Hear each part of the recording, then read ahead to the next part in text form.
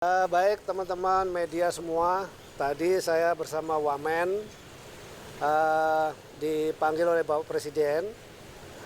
Beliau tentu saya laporkan beberapa hal yang sedang menjadi sorotan publik. Salah satunya adalah soal pagar laut. Saya sampaikan juga hal yang sama itu terjadi tidak hanya di di Tangerang, Banten ya, tetapi juga di Bekasi. Nah, khusus untuk di Tangerang, Banten, saya laporkan bahwa memang kita temukan tidak ada izin. Jadi pada dasarnya sesuai dengan Undang-Undang Cipta Kerja bahwa pembangunan di ruang laut itu harus mendapatkan izin KKPRL. Jadi kesesuaian ruang laut. Ya. Jadi karena tidak ada, langkah pertama yang harus dilakukan adalah kan sesuai dengan aturan undang-undang. Jadi kita tidak bisa sembarangan. Pertama, kita lakukan yang namanya penyegelan.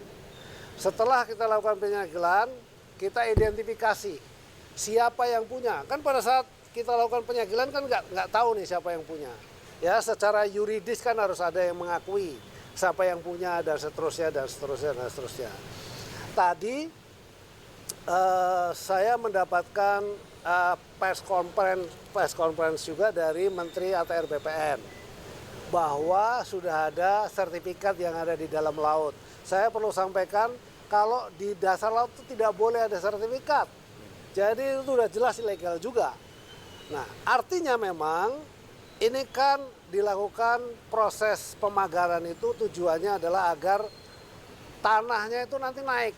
Semakin lama semakin naik. Jadi kalau ada ombak datang, begitu ombak surut, dia ketahan, sedimentasinya ketahan.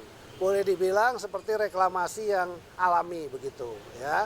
Jadi nanti kalau terjadi seperti itu akan terjadi daratan dan jumlahnya tuh sangat besar. Tadi saya laporkan kepada Bapak Presiden dari 30 hektar itu kira-kira sekitar 30 ribuan hektar kejadiannya. Nah, kan itu sangat besar. Nah, di bawahnya ternyata menurut identifikasinya dari Pak Menteri ATR BPN itu sudah ada sertifikatnya. Yang atas nama siapa saya tidak hafal ya. Teman-teman bisa cek sendiri. Dan itu nanti tiba-tiba nongol tuh sertifikatnya tuh. Kalau sudah dia berubah menjadi daratan, itu nanti dia akan nongol sertifikatnya. Tapi bagi kami sekarang ini itu tidak berlaku. Kenapa? Karena pasti yang namanya kegiatan di ruang laut ya tidak boleh, harus ada izin. Di pesisir sampai ke laut tidak boleh, harus ada izin. Itu yang terjadi. Tadi arahan Bapak Presiden satu, selidiki sampai tuntas secara hukum supaya kita harus benar koridor hukumnya. Apabila tidak ada itu harus menjadi milik negara. Nah, itu kasusnya seperti itu. Nah, karena kemarin juga ada pembongkaran yang dilakukan oleh TNI AL, maka tadi kita sudah koordinasi juga dengan Kasal. Tadi sudah rapat dengan Kasal dengan jajarannya. Tentu setelah kami dipanggil oleh Bapak Presiden ini kita juga akan koordinasi lagi dengan beliau. Dan kita sudah putuskan nanti hari Rabu kita akan berkumpul. Jadi tidak hanya TNI Angkatan Laut tetapi juga ya Bakamla juga kita ikutkan. Terus Baharkam kita, karena gini nggak ada yang ngaku. Dulu pernah ada dari media mengatakan bahwa dari IDX channel itu yang namanya Persatuan Nelayan Pantura gitu-gitu. Tapi kita panggil nggak ada yang datang tuh. Jadi tadi saya dapat laporan, tadi siang dapat laporan katanya besok mau datang. Oh, alhamdulillah kalau mereka datang kita akan usut, jadi lebih mudah. Tapi intinya tadi saya laporkan begitu, apabila tidak itu menjadi haknya negara, karena itu udah pasti terjadi abrasi-abrasi. Tapi sisi lain, karena kita sudah janji untuk mencabut, maka nanti secara bersama-sama dengan seluruh pihak, ya supaya tidak salah juga. Kalau KKP sendiri yang cabut nanti bisa digugat dari tiba-tiba ada yang gugat kan repot. Secara hukum itu kita harus perbaiki. Jadi sesuai arahan dari Pak Presiden gitu. Pokoknya sesuai dengan koridor hukum dan kemudian saya bisa sampaikan di sini Rabu kita akan bersama-sama dengan seluruh pihak dan pada saat itu kita akan bongkar. Demikian.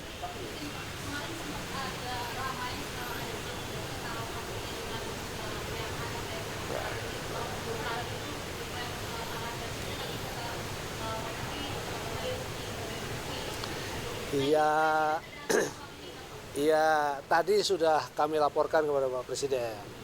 Jadi intinya arahan beliau juga sama agar diusut lah, diusut secara tuntas siapa dan seterusnya. Tapi makin terang lah ya, makin terang. Teman-teman media juga makin tahu karena tadi dari konferensi persnya si Pak Menteri ATR BPN kan sudah menjelaskan kok ada sertifikat di bawah air itu dan itu tidak boleh. Nah kalau dari situ kita sudah bisa identifikasi artinya apakah dari mereka-mereka. Tapi kan kita tidak boleh menuduh juga ya. Nanti saya disu repot nih. Saya takut juga kalau menuduh tanpa ada bukti. Jadi udah akhirnya tadi sepakat. Jadi bukan silang pendapat sebetulnya. Jadi saya sampaikan kepada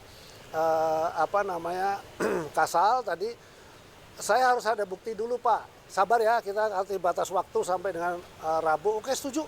Maka nanti secara bersama-sama di Rabu dengan berbagai macam pihak. Jadi itu bagian dari approval hukum juga. In case kalau misalnya terjadi apa-apa, memang ada kesepakatan bersama antara Kementerian Kelautan Perikanan yang memang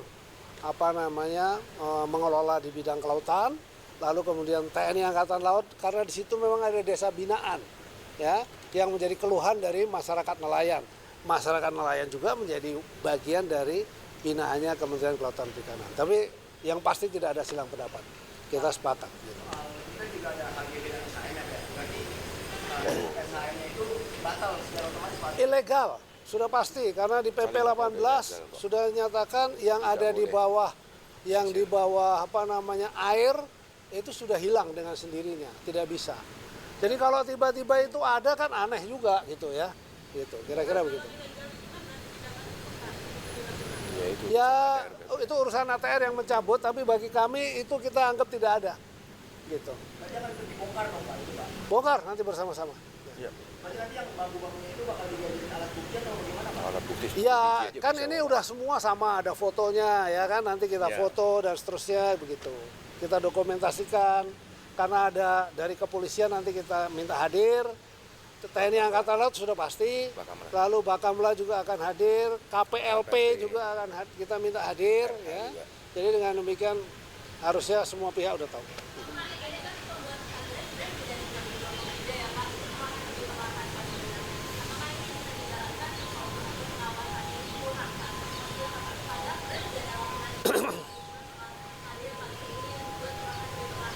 Masifnya kan di 2024 ya.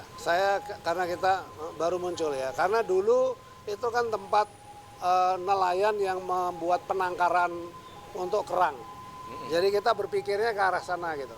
Tapi ketika dia terstruktur, maka itu adalah untuk menahan abrasi. Ya, kalau nahan abrasi nanti lama-lama jadi dangkal.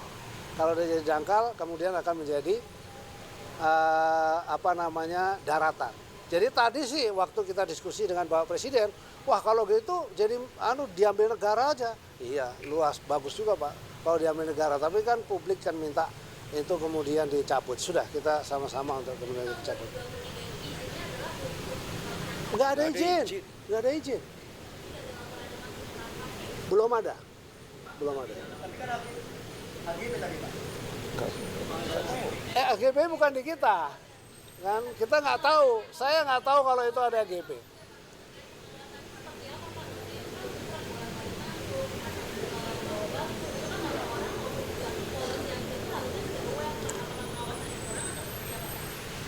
Ya bisa jadi pengawasan kurang, tapi kan kita sudah turun. Kita membuktikan bahwa kemudian kita turun, kita cek, ternyata itu bukan penangkaran kerang, ya. Lalu kemudian bahwa itu adalah pagar terstruktur, ya sudah kita langsung lakukan.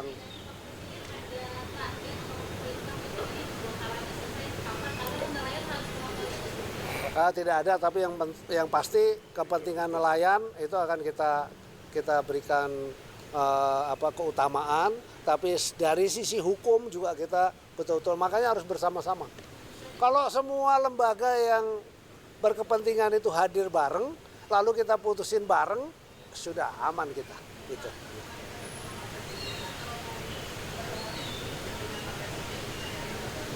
Oh enggak, kita dong yang teknis di lokasi sana dengan TNI Angkatan Laut, dengan Kabar Hakam Polri, lalu dengan Bakamla gitu ya, kita hadir semua di sana.